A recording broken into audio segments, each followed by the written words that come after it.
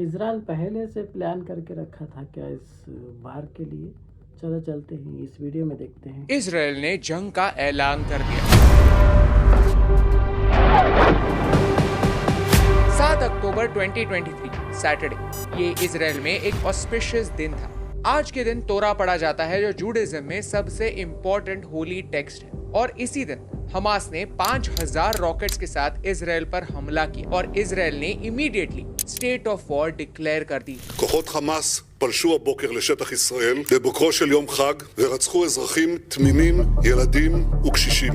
सारे सिटीजन्स को bomb shelters में जाकर छुपने के लिए कहा गया है। कई रॉकेट्स इजराइल के आयरन डोम ने रोक लिए, लेकिन फिर भी एटलीस्ट 250 लोगों की जान गई है और 1500 से ज्यादा इंजर हुए हैं और अनगिनत लोगों को एज अ हॉस्टेज लिया गया है। Things are worse than they look on the news. The images that are coming from this situation are too graphic to be shared on the news. Social media पर videos viral हो रहे हैं जहां एक Israeli military की महिला को capture किया गया है, उन्हें मारा गया है और उन्हें बिना कपड़ों के पूरे शहर में परेड किया गया है। इस अटैक का नाम है अल अक्सा स्टॉर्म। ये है मोहम्मद दीफ, जो आज हमास के मिलिट्री विंग के लीडर हैं। उन्होंने ऑपरेशन अल अक्सा स्टॉर्म का ऐलान किया है और सारे पैलेस्टीनियंस को इजराइल के अगेंस्ट खड़ा होने के लिए कहा। वो कहते हैं enough is enough, but what does he mean? ये पूरा सिचुएशन काफी ट्रैजिक है और काफी डेंजरस भी। भारत के साथ साथ फ्रांस, इटली, जर्मनी जैसे देशों ने इजराइल के राइट टू डिफेंड इटसेल्फ को सपोर्ट किया है और इस टेरर अटैक को कंडेम भी किया है। इजराइल पैलेस्टाइन कॉन्फ्लिक्ट पिछले 75 सालों से चला आया है और हर कुछ महीनों में वायलेंस की खबरें आती रहती हैं, लेकिन वॉर इस शब्द का इस्तेमाल आज हो रहा है। सच क्या है और इसका ग्लोबल लेवल पर इम्पैक्ट क्या है, आइए जानते हैं आज के इस वीडियो में। पिछले कुछ समय से मैं इजराइल पैलेस्टाइन कॉन्फ्लिक्ट के बारे में पढ़ने की कोशिश कर रहा हूँ, जिससे मुझे कुछ की इनसाइट्स मिले और आज के इस वीडियो में यही इंपॉर्टेंट बातें मुझे आपके साथ शेयर करनी है और इस वीडियो के एंड तक आप ये भी समझ पाएंगे कि इसका भारत पर क्या इम्पैक्ट हो। ये वीडियो हमारे बाकी वीडियो से अलग होने वाला है, लेकिन इस वीडियो का यही पर्पस है कि आपको ऊपर ऊपर से नहीं, थोड़ी गहराई में जाकर कॉन्टेक्स्ट बताकर इन्फॉर्मेशन दे, ताकि आप बैकग्राउंड समझे, आपको एक पर्सपेक्टिव मिले और फिर आप आपके ओपिनियंस खुद बना पाए। आपके ओपिनियन शायद मुझसे अलग हो सकते हैं एंड आई रिस्पेक्ट दैट। इस मुद्दे के बारे में आप जो भी सोचते हैं हमें कमेंट्स में जरूर बताइए। चलिए वीडियो की शुरुआत करते हैं और सबसे पहले जानते हैं कि हमास है क्या। आज की घड़ी में इजराइल और पैलेस्टाइन कुछ ऐसा दिखता है। ये मैप अपने आप में बहुत कंट्रोवर्शियल है, क्योंकि पैलेस्टाइन के लोग मानते हैं कि 1947 से लेकर आज तक इजराइल धीरे धीरे पैलेस्टाइन पर कब्जा कर रहा है। पैलेस्टाइन का धीरे धीरे छोटा होता हुआ मैप आप देख सकते हैं और इसका इस्तेमाल कई टेरर आउटफिट्स इजराइल पर अटैक करने के लिए करता है। क्या इनोसेंट लोगों की जान लेने के लिए एक मैप जस्टिफाइड है? यह है गाजा स्ट्रिप, जो इजराइल और इजिप्ट के साथ बॉर्डर शेयर करता है। इसके वेस्ट में मेडिटेरेनियन सी है और इस एरिया को कंट्रोल करते हैं हमास। हमास एक मिलिटेंट ऑर्गेनाइजेशन है जो 2007 से गाजा स्ट्रिप को कंट्रोल कर रहा है। हमास एक टेररिस्ट ऑर्गेनाइजेशन है, इसके बारे में कोई कंट्रोवर्सी नहीं है। यूनाइटेड स्टेट्स, यूरोपियन यूनियन और कई और देशों ने भी उन्हें एक डेजिग्नेटेड टेररिस्ट ऑर्गेनाइजेशन का दर्जा दे दिया। हमास का मतलब है इस्लामिक रेजिस्टेंस मूवमेंट। हमास की शुरुआत 1987 में हुई और उन्होंने 1988 में हमास चार्टर बनाया। उनका ऑब्जेक्टिव है पैलेस्टाइन को इजरायली ऑक्यूपेशन से बचाना और इसमें सिर्फ ये पैलेस्टाइन का पार्ट नहीं, पूरा इजराइल और पैलेस्टाइन शामिल है। जहां अरबिक में इस शब्द का मतलब ब्रेवरी है, हिब्रू में इसका लूजली मतलब है वायलेंस। साफ साफ देखा जाए तो हमास इजराइल को नक्शे से मिटाना ही चाहता है और पिछले 30 सालों से उनके वायलेंट अटेम्प्ट्स जारी है। 1980 से लेकर आज तक उन्होंने किए सारे टेरर अटैक्स का डेटा देखते हैं। जनरल पब्लिक के लिए एटलीस्ट 87 अटैक्स का डेटा अवेलेबल है। इन टोटल 1000 से ज्यादा लोग हमास के अटैक से या तो इंजर हुए हैं या मारे गए। सोचिए, ये इतना छोटा सा देश, लेकिन इस देश के सारे लोग टेरर अटैक के डर में जीते। इसीलिए इजराइल ने अपना आयरन डोम डिफेंस सिस्टम बनाया है। क्या है आयरन डोम? 2011 में इजराइल एरोस्पेस इंडस्ट्रीज ने आयरन डोम नाम का एक मोबाइल एयर डिफेंस सिस्टम बनाया, जिसका ऑब्जेक्टिव है शॉर्ट रेंज मिसाइल्स को मिड एयर इंटरसेप्ट करना, उन्हें जमीन पर नुकसान करने से पहले मिड एयर में ही डिस्ट्रॉय कर देना। इस सिस्टम के 3 मेन कंपोनेंट्स हैं: रेडार सिस्टम, कमांड सिस्टम और मिसाइल लॉन्चर। जब भी गाजा स्ट्रिप से रॉकेट्स लॉन्च होते हैं, तब यह सिस्टम उन्हें डिटेक्ट करता है और उनकी ट्रैजेक्टरी मैप करता है। फिर काउंटर मिसाइल्स छोड़े जाते हैं, जिनसे गाजा से आने वाले इन मिसाइल्स को मिड एयर इंटरसेप्ट किया जाए और रोका जाए। 2012 में गाजा के अगेंस्ट इजराइल की जो वॉर हुई उसमें इस आयरन डोम सिस्टम ने 85% रॉकेट्स को इंटरसेप्ट किया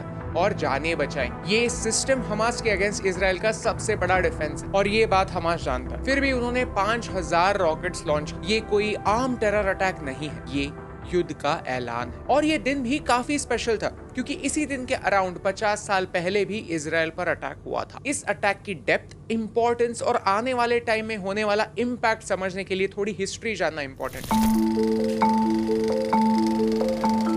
ये अटैक 1973 की योम किप्पुर वॉर की याद दिलाता है। तब फाइट किसी टेरर आउटफिट से नहीं, इजराइल के सराउंडिंग अरब देशों से थी। इजिप्ट और सीरिया ने इजराइल पर 6 अक्टूबर 1973 को अटैक। ये दिन स्पेशल इसलिए था क्योंकि ये दिन जूइश होली दिन योम किप्पुर का था। इस दिन जूइश लोग एक 2000 साल पुरानी ट्रेडिशन फॉलो करते हैं। इस दिन लोग सेलिब्रेट करने के लिए वाइन पीते हैं और एक दूसरे को चीयर्स नहीं कहते, उसके बजाय कहते हैं, जिसका इंग्लिश ट्रांसलेशन है next year we will be together in Jerusalem. इसी दिन इजराइल पर होने वाला अटैक उनके लिए एक मैसेज था। इस वॉर में अरब देशों को सोवियत रशिया का सपोर्ट मिला और इसी पावर को बैलेंस करने के लिए अमेरिका ने इजराइल को सपोर्ट किया। हिस्टोरिकली अमेरिका यही करता आया है, हर वॉर में एक काउंटर बैलेंस क्रिएट करने की कोशिश करता आया है। इस वॉर में जीत इजराइल की हुई but at a high cost. 2600 से ज्यादा सोल्जर्स की जाने गई और 12,000 लोग इंजर हुए। इजराइल 1948 से लेकर आज तक इतनी सारी वॉर्स लड़ चुका है। आप वीडियो को पॉज करके इनके नाम पढ़ सकते हैं। लेकिन 1973 की ये वॉर काफी स्पेशल थी क्योंकि अरब देशों को पता चल गया कि इजराइल को डिफीट करना पॉसिबल तो है। अमेरिका का सपोर्ट ना मिलता तो शायद नतीजा कुछ और होता। वापस आते हैं प्रेजेंट पर। हमास के इस ऑपरेशन को अल अक्सा स्टॉर्म नाम दिया गया। अल अक्सा के बारे में जानते हैं। यह है जेरूसलम, दुनिया की सबसे होलीएस्ट जगहों में से एक। इसका जूडाइज्म, इस्लाम और क्रिश्चियनिटी में एक इम्पोर्टेंट स्थान है। हमास का कहना है कि इजरायली आर्म्ड फोर्सेस अल अक्सा मॉस्क के आसपास वायलेंस कर रही है। वेस्ट बैंक में इस साल इजराइल ने कई रेड्स की और इनमें 200 से ज्यादा लोगों की जान गई। ये समझना इम्पोर्टेंट है कि ये 200 लोग कौन थे। इजराइल मानता है कि ये 200 लोग मिलिटेंट्स थे या फिर मिलिटेंट्स के साथी थे। इजराइल जब भी मिलिटेंट्स के अगेंस्ट एक्शन लेने के लिए वेस्ट बैंक के अंदर जाता है तो उन पर पत्थरबाजी होती है। इजराइल के साइड से कहते हैं कि रिटेलिएशन में जानी जाती है और पैलेस्टीनियंस मानते हैं कि इजराइल का वेस्ट बैंक में क्या काम। सिचुएशन हमेशा से कॉम्प्लिकेटेड रही है। एज अ रिजल्ट इस साल वेस्ट बैंक में 200 से ज्यादा लोग और इजराइल के साइड पर 30 से ज्यादा लोग मारे गए। यहाँ आर्गुमेंट हमेशा यही होता है कि वायलेंस की शुरुआत किसने। इजराइल कहता है कि लोग पहले पत्थर फेंकते हैं और फिर छुपने के लिए मॉस्क के अंदर जाते हैं और पैलेस्टाइन के लोग कहते हैं मॉस्क में घुसकर लोगों को बाहर निकाल कर मारा जाता है। कौन सी साइड पर विश्वास करना है आप खुद डिसाइड कर सकते हैं। आप स्मार्ट हैं और आप आपके इन्फॉर्म्ड ओपिनियंस खुद बना सकते। यहाँ तक सारे फैक्ट्स है जो पब्लिकली अवेलेबल है। आप आपका खुद का रिसर्च करके उन्हें वेरीफाई भी कर सकते हैं। आई बिलीव आज के डे एंड एज में सबको अपना खुद का रिसर्च करना चाहिए। किसी पर भी विश्वास नहीं करना चाहिए, इवन मुझ पर भी नहीं। सबको अपने ओपिनियंस खुद बनाने चाहिए। लेकिन इस पूरे सिचुएशन में कुछ सवाल जरूर खड़े होते हैं। यू सी, गाजा स्ट्रिप हर साइड से घिरा हुआ है, उन्हें इजराइल से मदद मिल नहीं सकती। तो दो ही ऑप्शंस है, एक तो इजिप्ट उन्हें मदद कर रहा है या फिर कोई और। ये 5000 रॉकेट्स, इतने सारे वेपन्स उन तक पहुंच कैसे रहे? सच तो यह है कि ह्यूमैनिटेरियन ग्राउंड्स पर अमेरिका उन्हें एड देता रहता है, लेकिन शायद ये एड का पैसा सही लोगों तक नहीं पहुंच रहा है। उनसे वेपन्स खरीदे जा रहे हैं। इस पूरे एरिया में कॉन्फ्लिक्ट कम होने के बजाय कॉन्फ्लिक्ट बढ़ रहा है। इन दी एंड ये समझना इंपॉर्टेंट है कि इसका भारत पर कैसा इंपैक्ट होगा। ये समझने के लिए हमने पिछले महीने जो G20 का वीडियो बनाया था वो हमें वापस रिविजिट करने की जरूरत है। G20 समिट इस साल का काफी इंपॉर्टेंट इवेंट था। इसके बारे में हमने एक डेडिकेटेड वीडियो भी बनाया हुआ है जिसमें हमने इंडिया मिडिल ईस्ट कॉरिडोर की बात की। इजराइल की लीडरशिप भी मानती है कि ये हमारे इतिहास का लार्जेस्ट कोऑपरेशन प्रोजेक्ट है, सिर्फ भारत के लेवल पर नहीं, ग्लोबल लेवल पर। लेकिन हो सकता है कि हमास के इस अटैक के बाद ये प्रोजेक्ट रद्द हो जाए क्योंकि ये रूट कुछ ऐसा दिखता है और ये मेडिटेरेनियन सी से होकर गुजरता है। अगले कुछ सालों के लिए अगर ये पूरा एरिया कॉन्फ्लिक्ट में रहा तो यहाँ पर कोई भी मेजर प्रोजेक्ट शुरू करना डिफिकल्ट होगा। कोई भी बड़ा देश इन्वेस्टमेंट नहीं करेगा और अगर रूट बंद भी गया तो फिर वो ट्रेड के लिए सेफ नहीं होगा। प्लस अब सऊदी अरेबिया एक ट्रिकी सिचुएशन में आ जाती है क्योंकि हिस्टोरिकली उन्होंने पैलेस्टाइन को सपोर्ट किया है और अब धीरे धीरे उनके इजराइल से कनेक्शंस अच्छे बन रहे थे। अब वो किसको सपोर्ट करेंगे? इसराइल को या फिर पैलेस्टाइन, उनका कोई भी एक्शन एक साइड से रिलेशंस खराब करेगा जरूर। इतना बड़ा अटैक वर्ल्ड लीडर्स को कुछ ना कुछ कमेंट करने के लिए फोर्स जरूर करता है, और सऊदी अरेबिया का स्टांस भारत के लिए काफी इंपॉर्टेंट होगा। इसके बारे में अगर आप जानना चाहते हैं तो वर्ल्ड अफेयर्स चैनल पर प्रशांत धवन सर ने काफी इंटरेस्टिंग वीडियो बनाया। आई वुड हाईली रिकमेंड आप वो वीडियो जाकर जरूर देखिए। इजराइल एक ऐसा देश है जो कभी भी किसी भी तरह का इंस्टिगेशन बिल्कुल सहन नहीं करता, एक्शन लेने से नहीं कतराता, और इसमें कोई भी लीडर कभी भी पॉलिटिक्स बीच में नहीं लाता।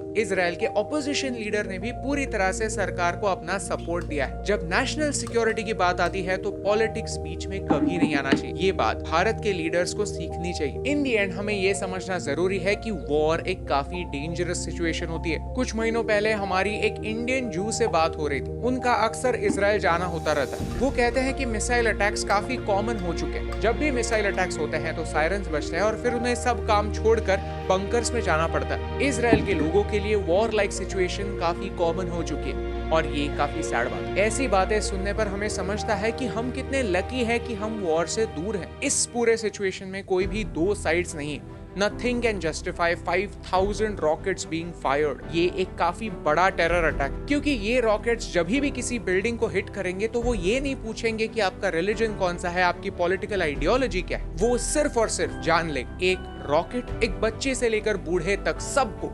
इनडिस्क्रिमिनेटली अपना निशाना बनाते हैं। Terror cannot be justified. Not in Israel, not in India, nowhere in the world. और इसीलिए चाहे कुछ भी हो जाए, इस चैनल पर हम किसी भी टेरर आउटफिट को इतना सा भी सपोर्ट नहीं करेंगे। वायलेंस की हमेशा निंदा करेंगे और वॉर को बढ़ावा नहीं देंगे। War is dangerous for all, क्योंकि एक वॉर इकोनॉमी पर भी इम्पैक्ट करती है, आपके और मेरे डे टू डे लाइफ पर भी इम्पैक्ट करती है। सप्लाई चेन्स टूट जाती है, चीजें महंगी होती हैं, शॉर्टेजेस पैदा होता है, कोलैटरल डैमेज बढ़ता है। जियोपॉलिटिक्स में अनस्टेबिलिटी आपके और मेरे लाइफ में भी अनस्टेबिलिटी लाती है। ये एक सच। दुनिया के बारे में इन्फॉर्म्ड रहना इंपॉर्टेंट है, अपने ओपिनियंस खुद बनाना इंपॉर्टेंट है, लेकिन at the same time war mongering करना हम सब के लिए हानिकारक है, क्योंकि डायरेक्टली या फिर इनडायरेक्टली एक वॉर का इम्पैक्ट हम सब पर होता है। आई होप कि हमारी ऑडियंस इतनी स्मार्ट है कि हमारा ये मैसेज इस वीडियो के थ्रू समझ पाए। अगर आपको इस वीडियो से कुछ नया सीखने मिला तो इसे अपने दोस्तों के साथ शेयर जरूर कीजिए। और इजराइल और पैलेस्टाइन कॉन्फ्लिक्ट के बारे में अगर आप विस्तार से जानना चाहते हैं तो हमें कमेंट्स में बताइए, क्योंकि आपको हमारे आसपास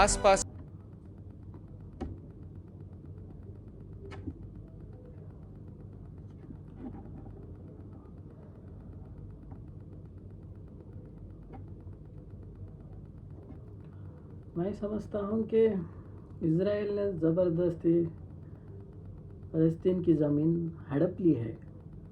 तब किसी की ज़मीन हड़प लेते हैं तो एक्शन का रिएक्शन तो होता ही है। वार कोई नहीं चाहता, मगर किसी और की ज़मीन आप पकड़ के रख लें, उसको तो जवाबी कार्रवाई तो करना है होती है। हमास जो कर रहा है उसको मैं डिफेंड नहीं करता, मगर सोचो अपना घर कोई और कब्जा कर ले, हम खामोश बैठे रहेंगे? ये भी तो सोचने की बात है ना। मगर बाहर तो नहीं होना चाहिए, बैठ के बिठा के जो इजराइल जो कर रहा है हरामी काम, उसको